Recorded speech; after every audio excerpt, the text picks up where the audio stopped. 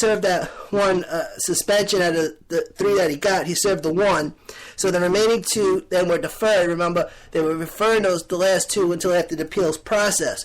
So since Team Penske decided that they're not following through, Paul Wolfe will now have to serve the final 2 starting on this Sunday. So since Paul Wolfe won't be at Talladega this Sunday, team engineer Brian Wilson will be filling in. So I wonder what that's all about. And the number 2 team loses 35 driver points and 35 owner points. And Brad Keselowski's second place finish at Phoenix has been encumbered. Now, after saying that, ladies and gentlemen, we got some current stuff. Another Team Penske driver, yes, Richmond race winner Joe Logano, the 22 team. Officials discovered a rear suspension violation. It was discovered during teardown at the R&D Center. So for those that are new to NASCAR, the quick inspection is at the track. Then they throw that car into the hall and haul it down to North Carolina, to the R&D Center, and that's where they break that car down. When they want to make sure, see, you wasn't tampering with anything you wasn't supposed to be tampering with. Well, so here's what happened.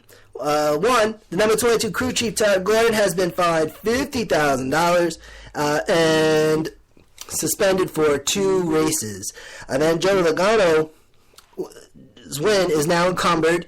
Okay, now encumbered means that you got this format now with getting into the playoffs. A win gets you in. If you don't have any wins, then you're relying on whatever points. Hopefully you got enough points to kind of get you in, okay? Because don't forget, if you win a stage, you get a point there too. So that might help you out. And some other stuff.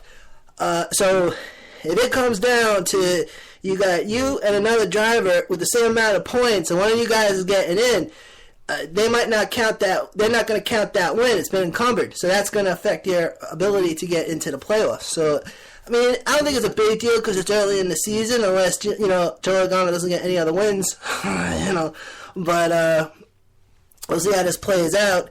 And then on top of that, the 22 team, they lose 25 driver points and 25 owner points. And here's the violation. Here is Section 20 of the NASCAR rulebook. Truck trailing arm spacer / pinion angle shim mating surfaces must be planar. That's a new word. PLANAR, and must be in complete contact with the corresponding mating surfaces at all points and at all times. Source, NASCAR.com. Now, Team Penske was not the only team to receive penalties this week. Joe Gibbs Racing's number 11 team driver, Denny Hamlin. The 11 car was missing a lug nut. The lug nut missing. So the 11 crew chief, Mike Wheeler, has been fined $10,000, and Denny Hamlin finished 3rd on Sunday. Now that's Cup Series news. In Xfinity Series, 3 teams received penalties, all 3 for lug nut violations. Richard Childress Racing number 21 team driver Daniel Hemrick. The 21 team had 2 improperly installed lug nuts. 21 crew chief Danny Stockman Jr. has been fined $10,000 and has been suspended for 1 race. The number 3 and the 46 teams also, they each had 1 improperly installed lug nut. The number 3 driver Ty Dillon, crew chief Matt Swiderski, 46 driver Quinn Hoff, crew chief Mark Setzer. Both crew chiefs have been fined $5,000 each. And that, ladies and gentlemen, is this week's penalty update. Alright, taking a look at the power rankings for this week for Monster Energy NASCAR Cup Series as the action heads to Talladega. Joe Logano moves up to the number 1 spot. Then we got Brad Keselowski at number 2, number 3 Kyle Larson, 4 Chase Elliott, number 5 Martin Truex Jr. 6 through 10 in order, it's Kevin Harvick, Jimmy Johnson, 8 Jamie McMurray, Ryan Blaney, and number 10 is Denny Hamlin. Clint Bowyer in 11, and then 12 through 15 we got Kyle Busch, Ryan Newman, Kurt Busch, and Trevor Bayne. And then 16 through 20, we have Ricky Stenhouse Jr., Eric Jones, Eric Almirola, Matt Kenseth, and Dale Jr. And now, ladies and gentlemen, MotorsportsRadio.net proudly presents the official MotorsportsRadio.net racing schedule.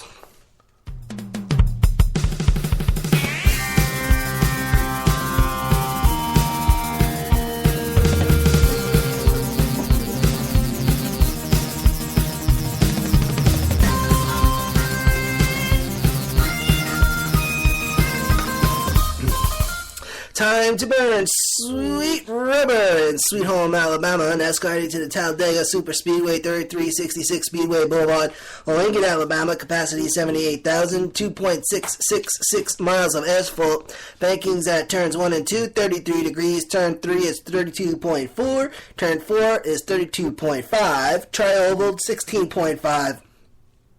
And the back straight, known as the Alabama Super Stretch, it is 3. Monster Energy NASCAR Cup Series this weekend.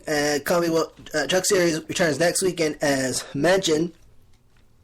Lap record at Talladega set by Bill Elliott in 1987 in the Cup Series. Record lap time of 44.998 seconds.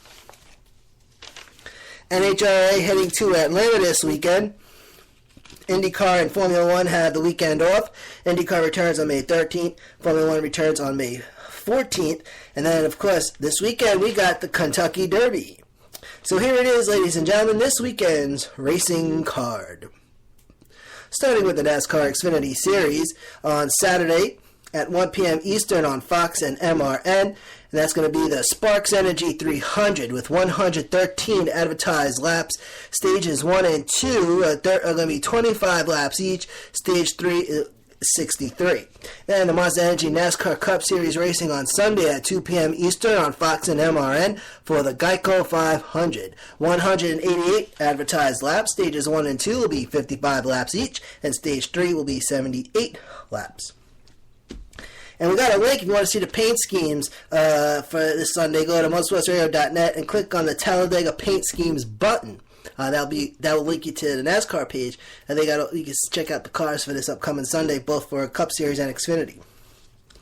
NHRA action this weekend in Atlanta for the NHRA Southern Nationals. TV scheduled, qualifying on Friday at 8 p.m. Eastern and on Sunday at 1 a.m. Eastern on FS1, and the finals on Sunday at 6 p.m. Eastern, also on FS1. And ladies and gentlemen, we got some horse racing.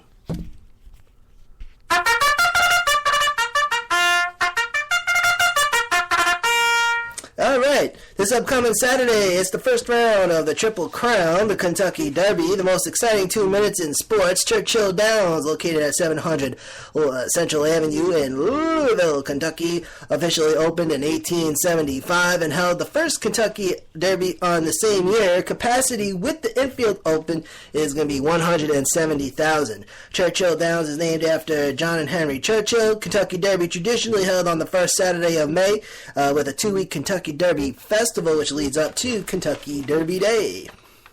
The 143rd running this year, and there's going to be a 20-horse field competing for a purse of $2 million. TV coverage on Saturday from 2:30 p.m. to 7:20 p.m. They have some stuff on NBCSN, the race itself on NBC. Post time, according to Sporting News, is at 6:34.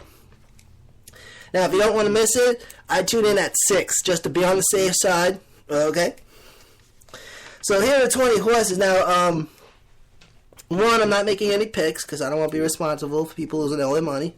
And two, we don't get the live odds, because the odds, if you follow horse, the odds are just going to keep on changing until they close, the ticket window.